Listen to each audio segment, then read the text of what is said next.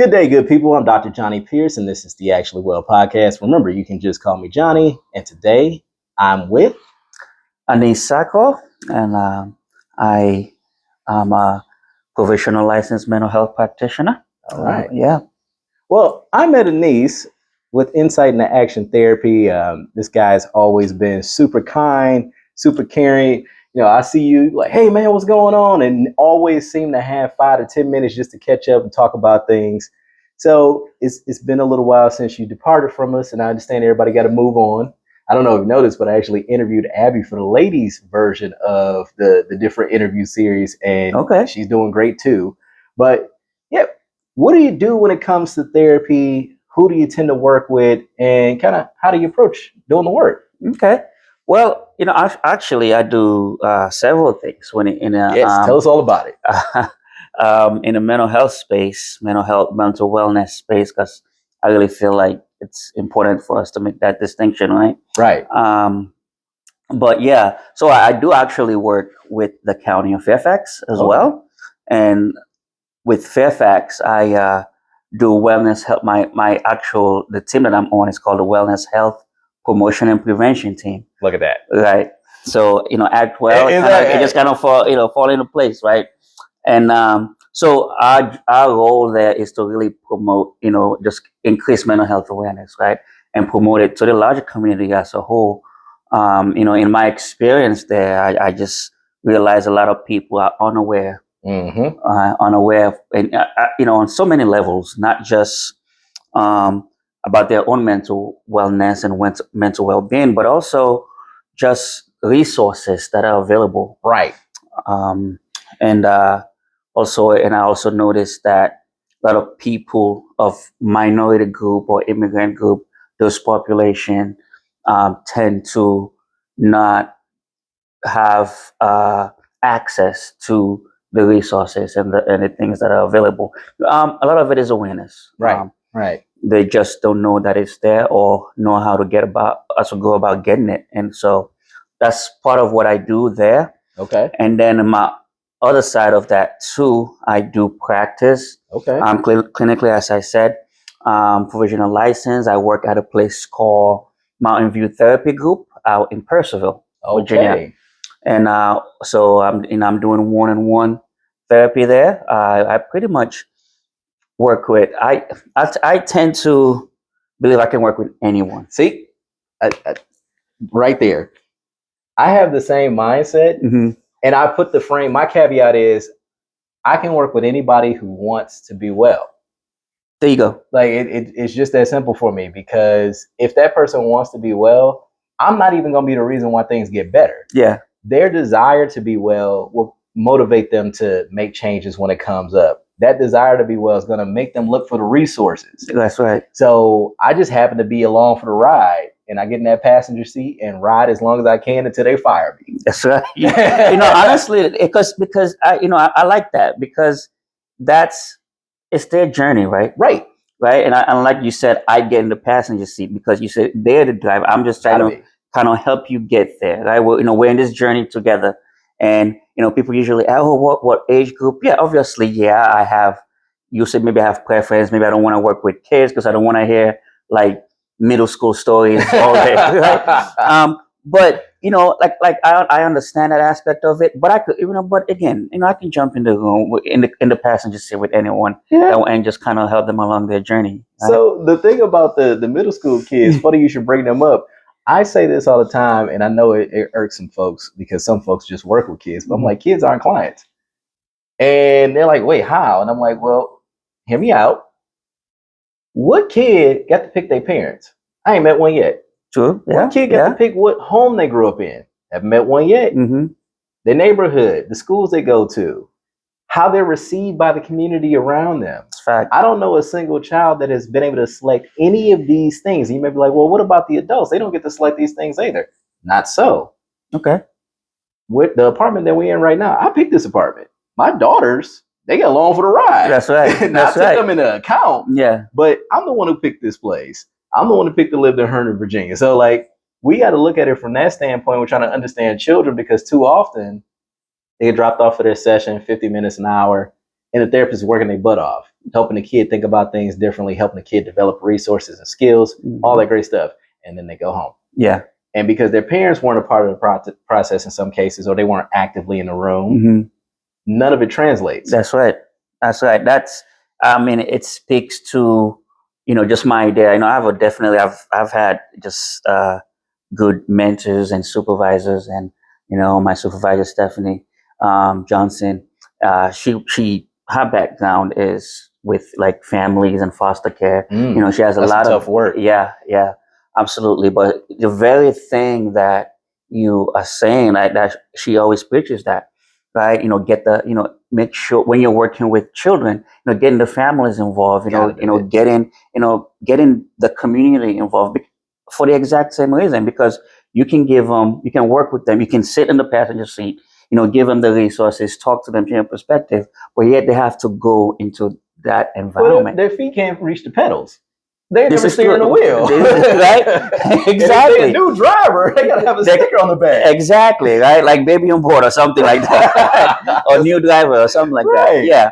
Right. So it's something to think about. But what you doing, the work that you're doing, you mentioned that you're doing the mental health awareness raising, and you're also doing the clinical work. Do you ever feel like sometimes you just want to like cross the two over? And like you're sitting at an event where you're raising the awareness, and you're like, hey, I hear a client right there. Yeah. Hey, I hear a client right there. Yeah. Or you're sitting in the office with a client and they just don't know about any resources, and you're just sitting there like, hey, I got you. Check this out. Yeah. I mean, it happens all the time, man. And when I think about just like mental health, like there's a wellness, and there's a clinical side of it. And honestly, I believe that prevention is also part of that. It's gotta be. Right? It's part of that continuum. Right. Like when you think about it, I think if you think about from like a treatment standpoint, treatment for me is like where you get to at maybe like the last, you kind of get treatment to get to the other side.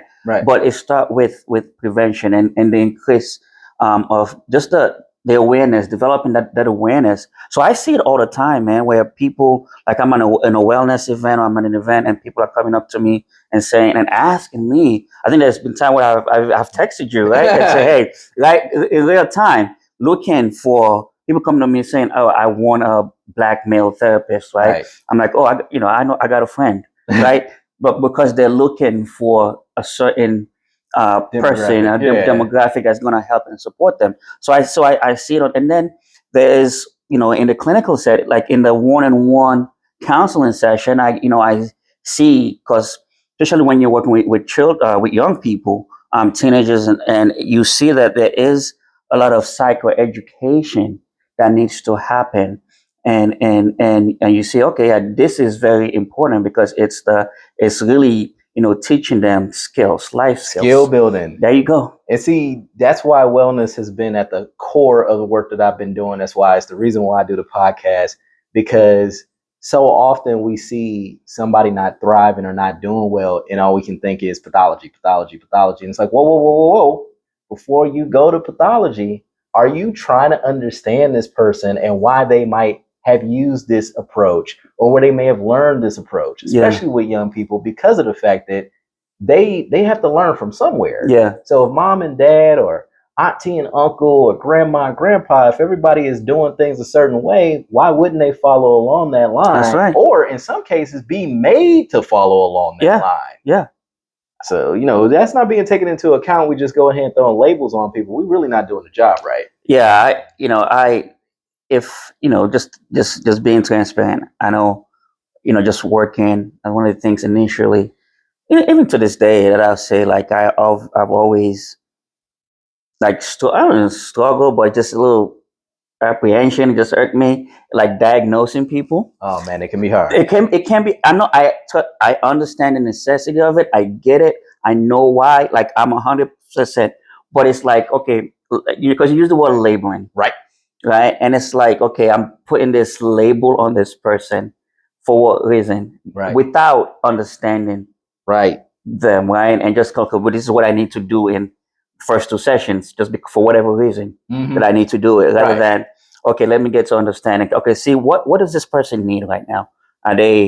Is this something maladaptive, or is this maybe something to just learn skills, right, to kind of handle? Is this a matter of ignorance, or is this a matter of this is this person's pattern, they don't know what to do instead? Yeah. And I 100% there with you, man. I used to work in settings where I had to diagnose coming out the gate, like first session. I got to be able to put a diagnosis down. Yeah. And some of that was for insurance purposes. And I can talk ad nauseum about insurance, and I'm thankful that I ain't got to worry about that too much these days. Mm-hmm. But some of it was also because the client has been taught that when I go in, mm-hmm. you're going to tell me what's wrong with me, and tell me how to make everything better, because, or I need to know what's wrong with me, because now that's the thing that I'm going to use to explain why I do everything I do. There you go. And it can get really, really tricky, really, really fast. Do you know what I do? When someone does that, they'll be like, oh, I have this. I'm like, who told you that? Right. That's the first question. Like, all right, where did that come from? Yeah, exactly. Like, who told you? Like, where did that come from? So you want me to agree with you on this? But let's try a different approach. My mom say I'm bipolar. Okay, where did you get that from? Exactly. What does that mean? Right. When did she go to school for that? Yeah. Let's check it. Yeah. Let's check it. Yeah. Honestly, it happens all the time. Yeah. But again, that labeling and that whatever, because that's what they've heard, that's what they've seen, and it's kind of like, and I think it just want to kind of bring people back. Okay, let's calm down, because I'm going to look at you first as a person. Yes. Right? Not something in a book, not a statistic, not a diagnosis, just a person. Just a person. Let me try to understand you, your story, the narrative of your life. Right. And then we can work, we can go on that ride together. I've noticed this, and it might just be because of the clients that I've been fortunate to work with, but they pick up on that. They pick up on like, oh, wait, that's not your approach. And I have to say, like, no, like, honestly, if there is something to diagnose, I'm qualified to diagnose. There you go. I've got the license to do it. I've got the experience. I've got the training to do it.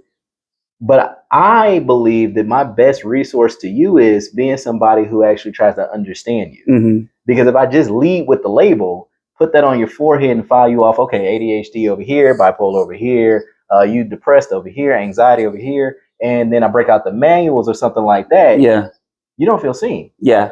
Exactly. You don't feel like the person. You don't want to come back. You fire me on the spot because I haven't even made an attempt to connect with you. That's right. Right. And a lot of the stuff that we do, man, it's about relationship. It's got to be. Right. And relationship, it's the core of everything. Right. And if you can, and that, human beings, people in general, we are built for relationship and connectedness. Right. Right. And I know, the research says a lot of that, the progress, I'll say, use the word progress, I guess, that, the effectiveness, I guess, for like clinical work is in the therapeutic relationship. Yep. That's right? The number one consistent factor that comes up in every single study they do on why this works or why it doesn't. It doesn't work, right? It's the relationship. Right. So then if that's the case, if that is what the research is showing, then why don't we make that the number one priority?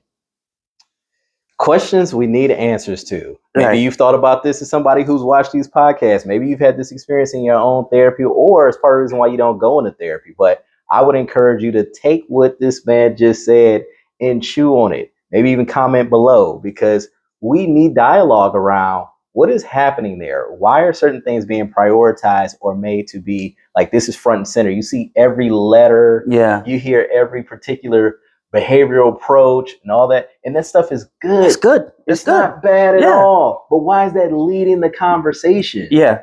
When we know relationship is the most important factor. Absolutely. And listen, man, I can ask the question, I can approach it in a way because I understand theory, I understand all that kind of stuff. Like, okay, how do I, do an open-ended and kind of get this conversation? Like, because those things are important. Gotta be. But gotta be. At the end of the day, it's not as important as relationship, man. No. But speaking of relationship, man, when I first started to see you around Insight, I was like, wait, nobody introduced me to this dude.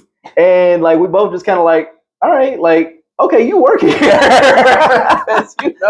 We hadn't really bumped into each other. Nobody introduced us. Right. And then we started talking. It was very clear very early on, like, all right, I know we might come from different places, but we got so much in common. We got so many shared experiences and that mentality about like, what does it mean to be helpful and actually do this job?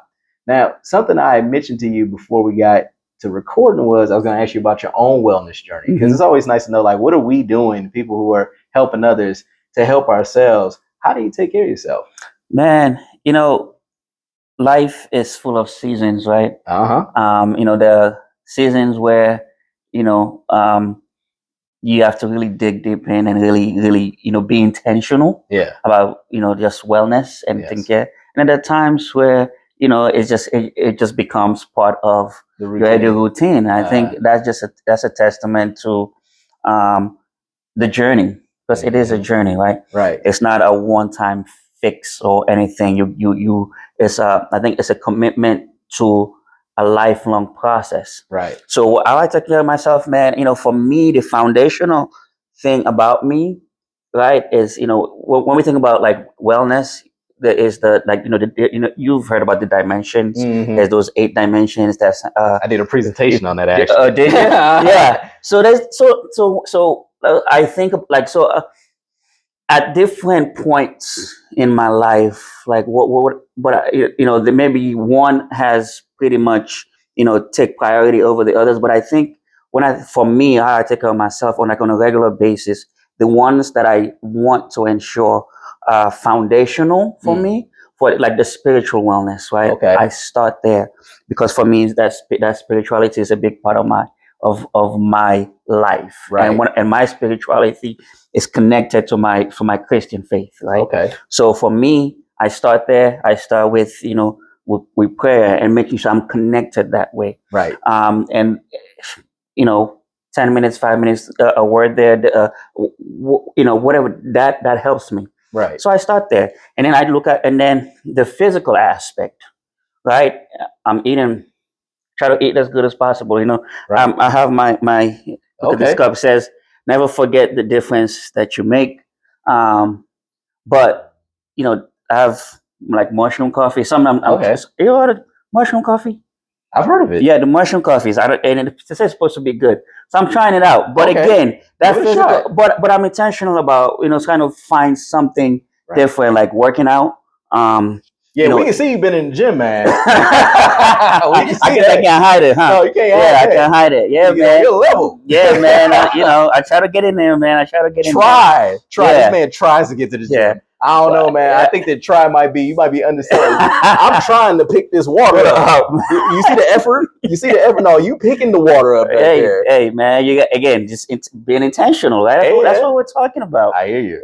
And work out, sleep right, eat right. Taking care of those things. That's my wellness journey. Relationships. I take care of relationships, right? The social connectedness. That I have different roles in my life. With my family, right? And just kind of me being present and taking care of the thing. Those things bring they enrich you. They enrich me. That's definitely a good word. So just making sure that my relationships are stable, and also like I have to set. I mean, I'm like I said, like I'm working with Fifth, like so I'm busy, so I have to be intentional about those things, those foundational. Time management's got to be key. Yes, time because stress is a normal part of life, right? And say it again. Wait, say that again. Stress is a normal part of life. I said that in the episode about stress. He also heard him mention sleep. That was an episode. These things weren't by accident, folks.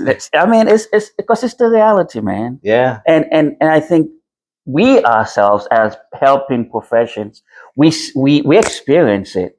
Not only that we experience it, we also see it in the people that we engage with on a regular basis. Naturally, right? Because it's part of the human experience. Yeah, most times than not, people start up here. They look at the thing that's out of place. They say, I'm stressed at work, or my partner's not happy with the way I'm showing up in the relationship, or whatever the case may be.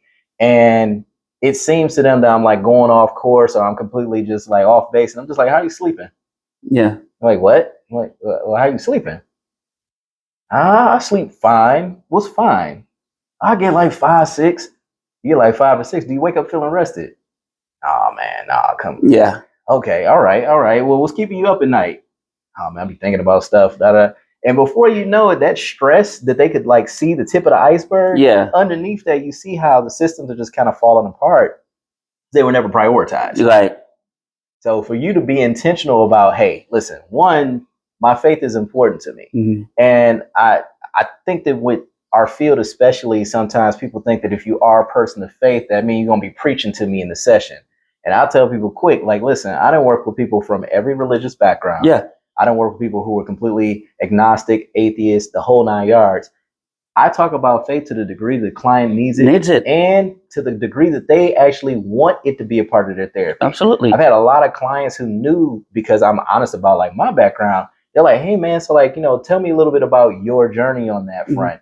And I can tell them so much, but I can also say to them, and listen, that works for me. Absolutely. That works for me. That enriches me. Yeah.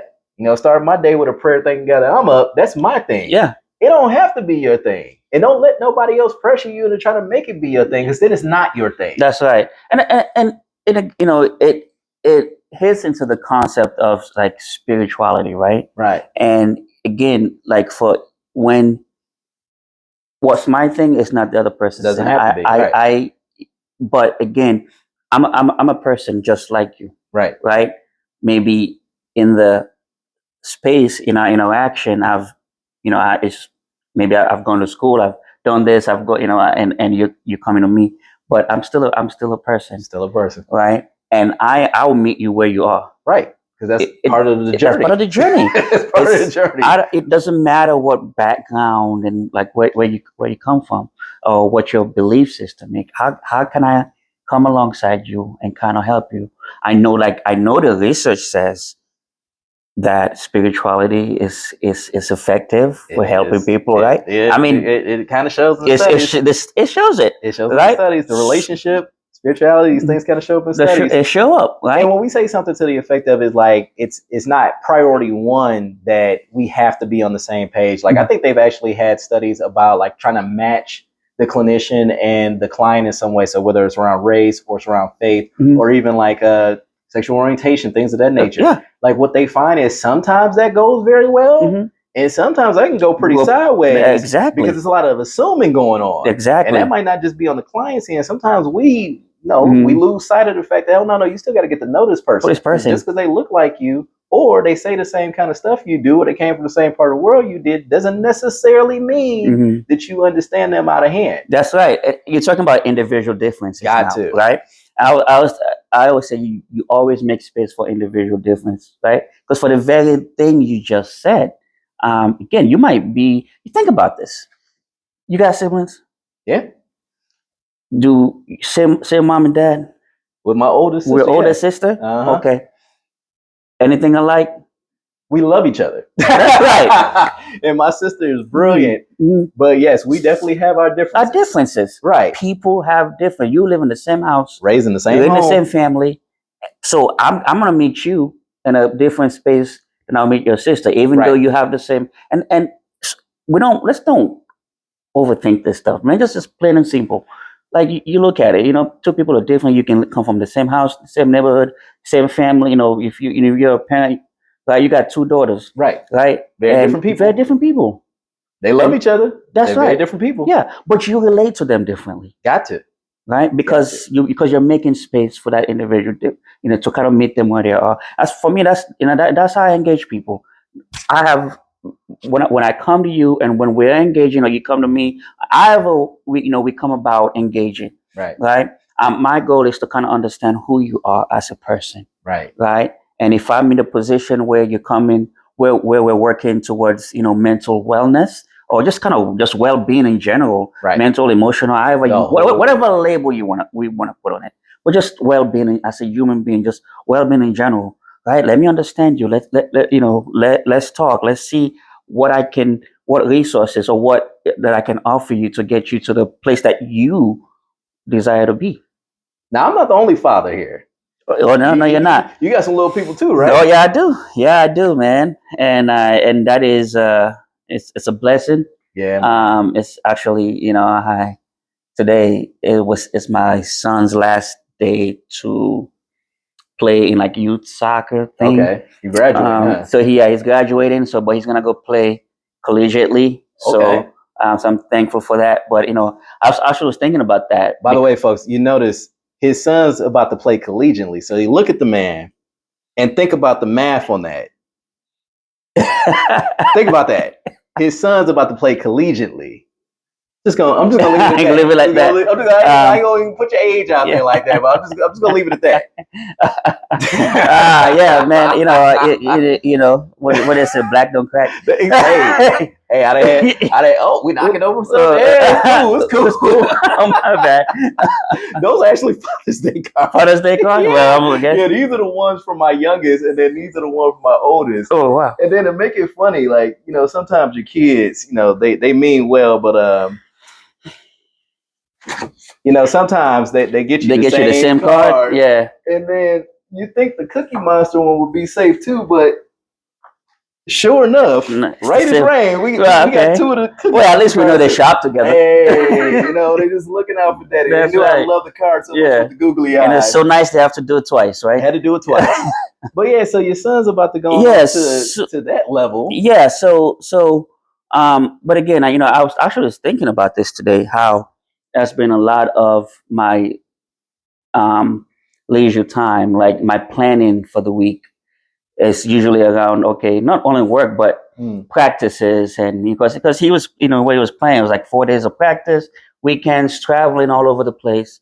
And that just became part of, but even within that, I build relationships. Right. People that I've done life with.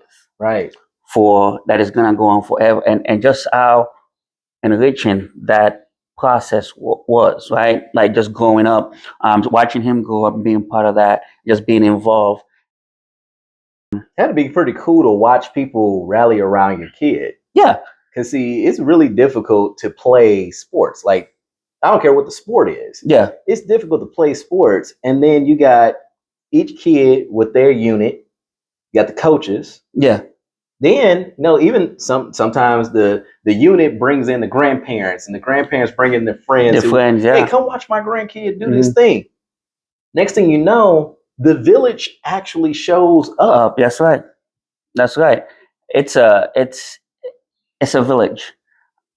I remember, like when they were younger, there was some, there's so many other kids that I would go around and pick up just to get them to like practice, and just to kind of, like you said, the village showing up, and vice versa, people doing the same thing, right? The carpool for the carpooling and all that, families that you spend time, and then they start inviting you to like dinners, and they become lifelong friends. They say going on vacations together. Yeah, man, and it's just been such a positive thing in my life, talking about wellness. Right. And then obviously it's that aspect of it is coming to an end from that, but you're okay.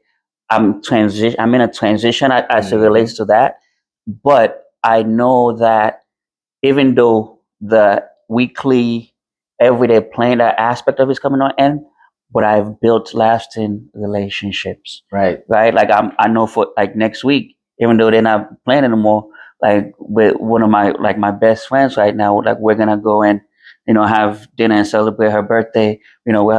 Just her family. That's what we're gonna do. That's beautiful, right? And so stuff like that. So but again, I know you asked me, so just being present, for your kids in every way and in any shape or form, balancing life, man. That's one of the primary things we connected over, man. Yeah. Like, I love meeting fellow dads. And like, I understand not everybody's going to get the opportunity to be a father. And I think that too often that's not the frame. It's not framed that way. We look at parenthood as something that somebody, happens to fall into or whatever the case may be. And some people definitely, they arrive earlier than they expected to. Yeah. But when you really think about what being a parent ends up being, so like, okay, I did this act and now I get this person that's walking around with half my genetic material walking around. Yeah. And then I get to watch this person go from being someone who's completely dependent upon me to someone who is actually purposely not dependent on me. Yeah. Because they're demonstrating the skills that I was a part of teaching them over the course of their time. And they're connected to these other people who I was willing to bring into their lives and realize, like, this child is not mine to be holding hostage and nobody can connect with them. No. Yeah. Let me see quality people can connect with them and help the child understand what a quality connection looks like. Yeah, honestly, like it's interesting that you said that, because I remember when like my son was going through the recruiting process. There's some things that he had to do. I remember texting my other family like, you got to talk to your boy, man. Like, so they'll tell him, it's like, you make sure you do this, and then he listen to them, right? Yeah, because for dad, it's completely different. But I send a secret text, like tell him to do it, but stuff like that, right? Like, but again, just for bringing other people that you trust, into their lives. But again, also as a parent, like you start, when they're getting to a certain age, I think, at least for me, I know one of the things that I find myself being okay to let him just try to figure it out. Man, if that needs to be in every parenting class. Yeah. Even from the very beginning, just you have to be willing to allow the child to walk the path. That's right. If you try to make the path just so curated for the kid, they don't get to build any skills that way. That's right. And that's honestly, like it was hard in the beginning, but I was like, all right, I'll guide you. I give you my perspective, but you've got to text that coach. You've got to do the work, man. Right. All right. And what the school you're gonna decide to go to is gonna be your choice. I could give my perspective. I can tell you why I think maybe this was better than that one, and kind of consider these things. But at the end of the day, because being a parent, it don't stop when the kid, like it's a lifetime thing, right? Because we're talking about a journey, right? We're talking about, when we say wellness journey, I think we have to look at life as as a whole, from from the womb to the tomb, right? Like womb to the tomb. That's right, man. You got to look at it that way. So yeah, maybe there's I mean, I'm still connected to my mom. My mom still helped me out. So man, if I'm craving a certain type of food, I know who to call, right? she's still on my wellness journey, man. Like, she taking him, like, that's just factual, right? I ain't mad at it. I ain't mad at it. She's supporting my wellness journey all the way through, man. I'm craving something. I know, okay, she can make it good, right? That's just what it is. This man said, "Mama got the food covered. Yeah, we good over here." Yeah, man. Like, very well connected to my. It's a lifetime. But again, that's that's parenting, right? I know. June is like Father's Day, and Mother's Day is in May that we're in right now. I think it just doesn't stop, and it's a lifelong commitment. I think parents have to. It's important that you give yourself grace, because I didn't know what I was doing for some, but it seemed like it's working right in the beginning. Wait. You say that as though there are people out there who do in fact know what they're doing. I mean, I kind of get the sense that it might be a little bit of a crapshoot for all of us. Well, I think so, man. We all kind of rolling dice every day, trying. All right, so like, I got them food, they got some clothes on, they clean. The rest of this. We'll see. We'll see. No, man. It's like, just give yourself some grace. You get it right sometimes. Sometimes things just fall, but it's okay. You get up the next day and keep pushing away, man. I see those as teachable moments, man. I think about the times that I've gotten frustrated in front of my girls, and something's not going the way I wanted to go, and I'm so thankful to be aware of the fact that they're watching me. Yeah. So, like, one time I lost my wallet. Oh man, this is bad. So the day before, I had gone to this really nice restaurant in Fairfax. Actually, is it pho or fa? Is one pho? Yeah, I can never say that word. I can't say it right, man. I'm sorry, folks. I'm just not that skilled. But it was a pho spot or whatever, and great food, absolutely great food. There with a good friend of mine, Just Comfort, and we're talking about clinical stuff and whatnot. I get back home, everything seems to be fine. Next morning, about to go get some gas. I put my hands on my wallet, and I started doing this, and I started checking bags. And at this point, I'm getting more and more frustrated with myself. And my oldest is watching me. She's watching me like a hawk. I know it. I can see it. And what she's trying to see is, how do I handle this? Yeah, man. Especially considering sometimes she gets upset, and I try to give her guidance about how to deal with when she's upset. Yeah. So because I knew she was watching me, it made me lock in and grow up. It made me lock in and just grow up and say, you know what? I don't know where this wallet is right now, but I know what my responsibilities are right now. That's right. And what I'm supposed to be showing my children in this moment, especially this one that's got our eyes on me, is it's okay. It's gonna be okay. Yeah. And sure enough, call up the spot. They're like, oh no, we don't see it anywhere. Thank you so much. End up being in a bag in a spot where it wasn't supposed to be. And then I got to do the teachable moment on top of that. So what does this teach us? Oh, I guess we got to put stuff back where it go. Exactly.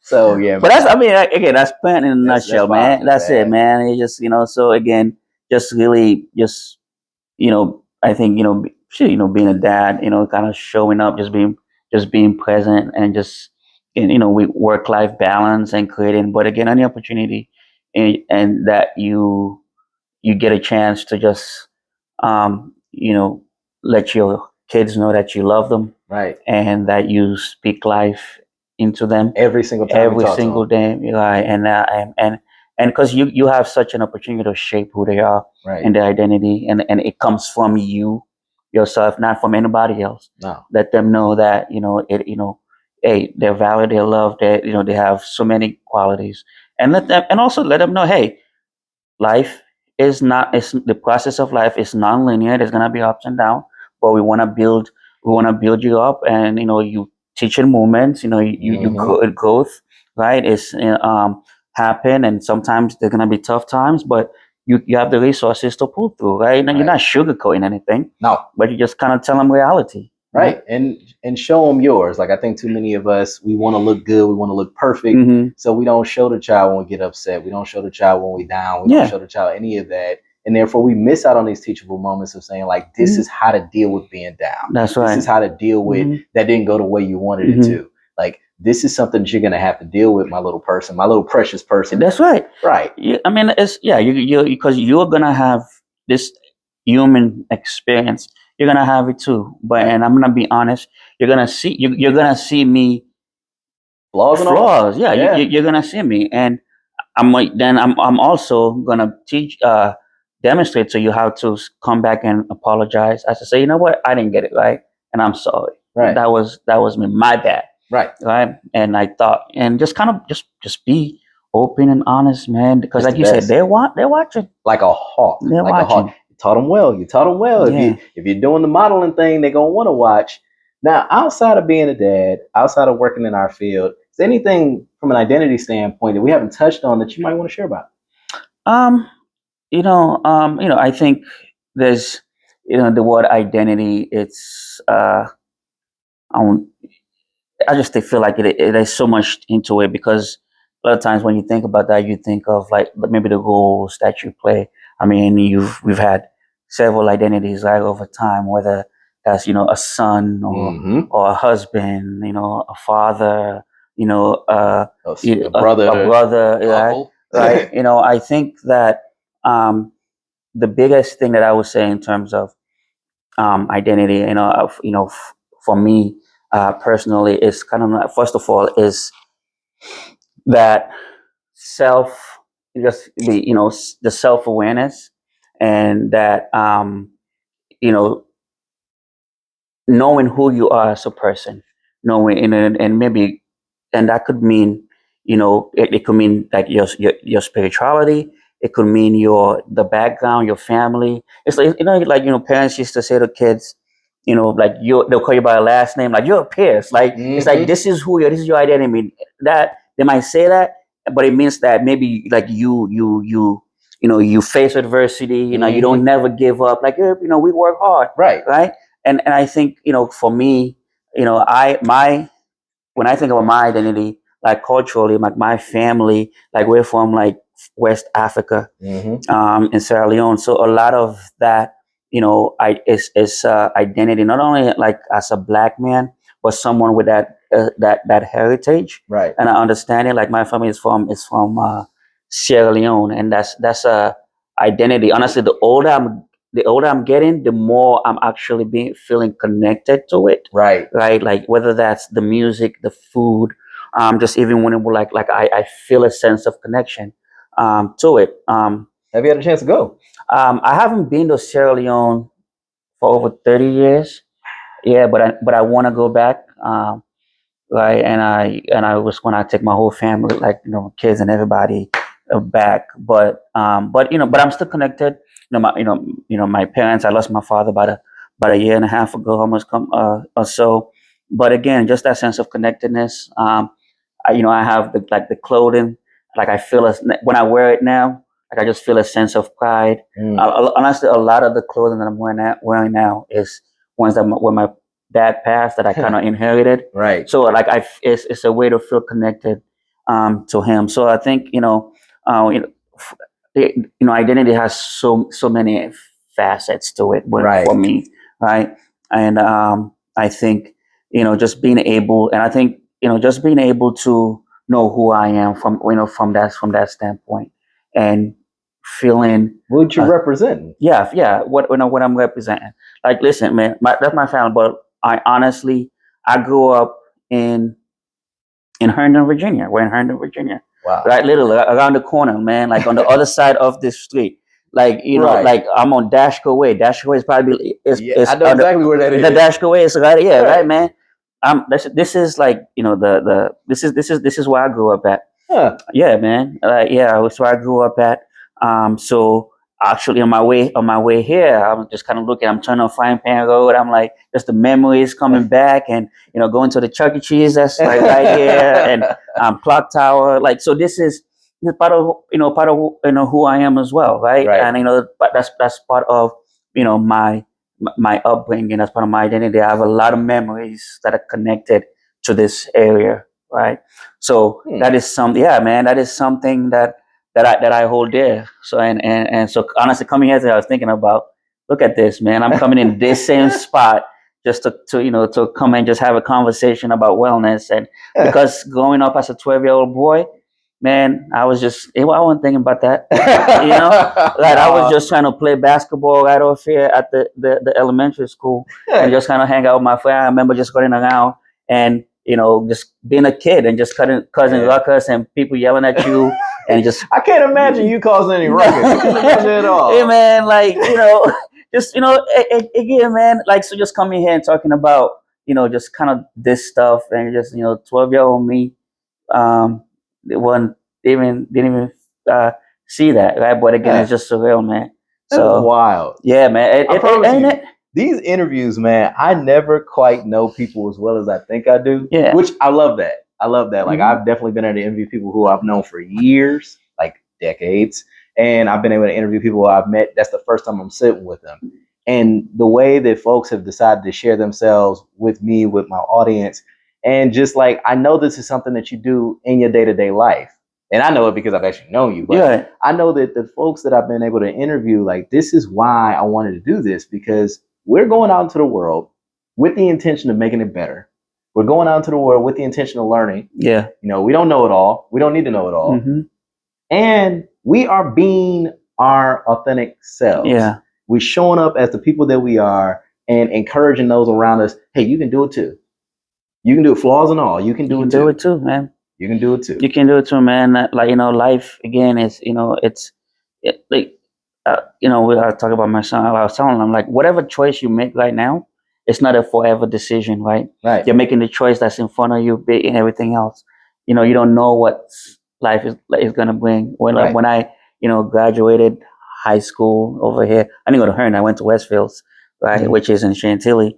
I remember sitting out here. That was my bus stop. Like, literally, like, I could walk out Fox out here. That's where I parked. Right. Just walk down. My bus stop was like right there. Huh. Yeah, man. I'm like, this is how this man that came home. That's what I'm saying, man. Like, I just like, it's like right here, and I look at my life, where I am, and the things and the experiences that I've been able to to have, and you just have to continue to show up. Right. Keep moving, right, and don't give up. And know where you came from. Know the people. Right. Love the people that are around you. You're gonna, like you said, like, we we started just chatting in the office and just talking, and then look where we are, right? Even though I'm not an inside, but we've maintained. I've called you for clinical questions and said, we talked about clinical stuff. We checked on each other's families. Yeah, man. It's like, relationships are important. So for me, like, the important thing is just making sure that you're showing up every day. You're a human. Learn to forgive yourself. Learn to forgive other people around you, because people are gonna be people, man. Right. People are people. You're one of them too. Right? And you ain't got it all together. Nobody's got it all together. But we embrace ourselves, and we embrace the people around us, and just kind of, and again, it's a journey, right? This is a journey. It's a road. Sometimes the road is smooth. Sometimes it's rocky. Right. Well, you gotta keep driving, man. Hey, get you some good tires. There you go. Right? There you go. Said the man from Michigan. Right? Yeah, says the man from Michigan. But if people want to catch up with you, whether it's, professionally, or it's, are you on social media? Like, where can they find Anis? Well, so I'm gonna be honest, I am not a social media person, because I ain't mad at it. Yeah, man. But if you want to find me, talk to this guy. If you just but I don't even know what my Instagram handle it. But again, if you're watching this, you want to connect, talk to Johnny, like, who's that guy, and he can get. But again, I will. I'll do a better job, though. I'll do a better job and just kind of get out here, because that's something I want to be doing. So I really do appreciate you. Of course, man. And again, the place I work at is called Mountain View Therapy Group out in. I'll put their website in the description. I'm putting your LinkedIn in the description. Yeah. Your Psych Today, if you got one. Yeah, I got Psych Today. Yeah, I'll put it in the description. So if you want to find Anis, check the description. So many different ways that we can actually connect with each other. And sometimes it's just, hey, man, I heard what you were saying. I know somebody who could benefit from working with you, because we don't get to put our skills on display like that. I mean, nobody really gets to come in the office. We got to protect confidentiality and things of that nature. Yeah. So it really is word of mouth. Like, it really ends up being word of mouth. Because, I mean, our profiles, we can talk ourselves up. We can highlight our credentials and all that good stuff. But, like, people got to hear from somebody like, that's the one. Yeah. That's the one that's going to be able to help you. This person can help you in this way. Yeah. So we got all that information in the description. Check it out. I thank you so much for coming through, man. I didn't know you was coming home, man. I because every time we kicked, it's been near Ashburn. Yeah, that's right. Man. This is so I grew up right around here, man. I had no idea, but hey, I'm glad you got to have a homecoming. I'm glad you got to be here with me, and thank you for letting me have the opportunity of sharing the bond that we have and the love that's here with those who have never met you before, and even some of those folks. You better make sure your people see this one. Yeah, I'm gonna let you know when it's gonna drop. So they better watch. Yeah, let me know, man. Again, I appreciate you, and like I said, you've always been gracious, and I think our interactions have always been just positive. And I think for us, man, it's just seeing like another brother that you can connect with. Like, thing I love about Johnny, it's like, when he show up, you're like, oh, Dr. Pierce, but he's all tatted up and all that. I'm like, yeah, that's my guy. Because honestly, man, like, it's like, you got to tell people, man, you ain't got to be this it ain't one way to be. One way to be, man. Like, you can come as you are and just be, and just love people and try to help, kind of, again, just sit in that car with someone and kind of, go on that journey with them. Right, man. Right. So I thank you for going on the journey with us today. If you wouldn't mind, I'd love for you to like, share, and also please subscribe if you haven't already. As I mentioned earlier, comment below. Let's get some discussion going on about some of the things that you've been hearing over the course of these interviews. This is one of many that I'll have featuring men, because June is Men's Mental Health Month. And just like I showed the ladies love May, it's time to show the fellas some love in June. Please be well.